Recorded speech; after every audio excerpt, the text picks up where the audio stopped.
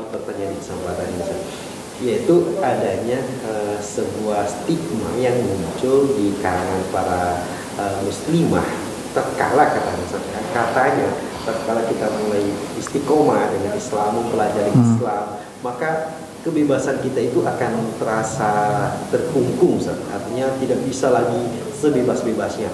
Betul nggak sih, Ustaz, seperti itu stigma? Sebuah pernyataan yang sangat menarik, karena kalau kita kembali merujuk kepada ayat-ayat Al-Quran, ini juga saya ajak kepada pemirsa untuk kemudian merenungi ayat-ayat Allah Subhanahu wa Ta'ala, karena memang Al-Quran ini diturunkan oleh Allah Subhanahu wa Ta'ala sebagai panduan hidup.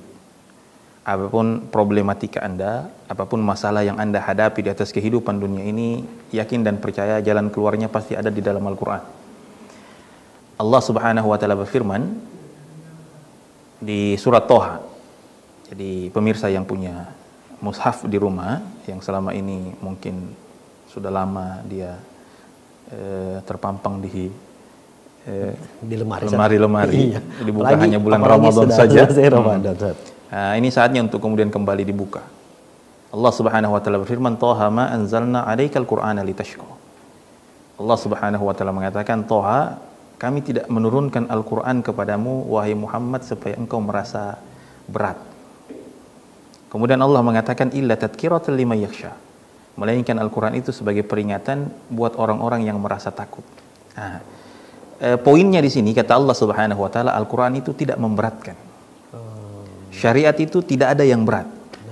Bagaimana perasaan itu? Mari kita merenungi lagi firman Allah Subhanahu wa Ta'ala. Tepatnya silakan Anda buka di suratul An'am ayat yang ke-125. Ini juga bisa menjadi jawaban dari pertanyaan yang hari ini banyak bermunculan, ya. Kata Allah Subhanahu wa Ta'ala, "Faman yuridillahu ay yahdiyahu yashrah sadrahu lil Islam." Barang siapa, kata Allah Subhanahu wa Ta'ala, yang dikehendaki untuk mendapatkan hidayah, maka Allah akan membukakan dadanya untuk menerima Islam. Jadi Allah akan lapangkan hati kita ketika Allah menginginkan hidayah itu untuk kita. Sebaliknya kata Allah Subhanahu wa Ta'ala, "Wa may yurid ay yudillahu yaj'al sadrahu dayyiqan haraja ka'annama yas'adu fis sama." Dan barang siapa yang dikehendaki menjadi sesat, maka akan dijadikan dadanya sempit, sesak. Dia terasa syariat ini mengkungkung dan membatasi kebebasannya.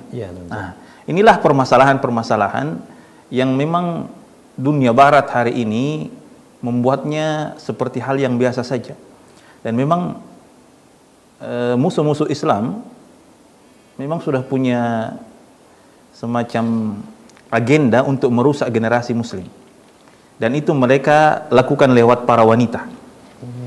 Supaya mereka menyampaikan aspirasi mereka, bahwasanya harus ada penyetaraan gender, gitu kan? Sebagaimana yang pernah kita pelajari mungkin, ya, 4F itu. Ya kan? 4F. Musuh-musuh Islam itu melakukan 4F lewat fun, food, fashion, sama female, wanita. Nah, F yang keempat ini yang paling berbahaya. Kalau wanita Islam ini sudah rusak, bagaimana mungkin bisa melahirkan generasi-generasi yang mampu memikul peradaban? Sehingga kemudian pernyataan ini harus betul-betul dikembalikan kepada Al-Quran. Karena Al-Quran ini, syariat ini diturunkan oleh Allah untuk semakin memudahkan manusia dan semakin memuliakan manusia, terutama kaum wanita. Berarti sebenarnya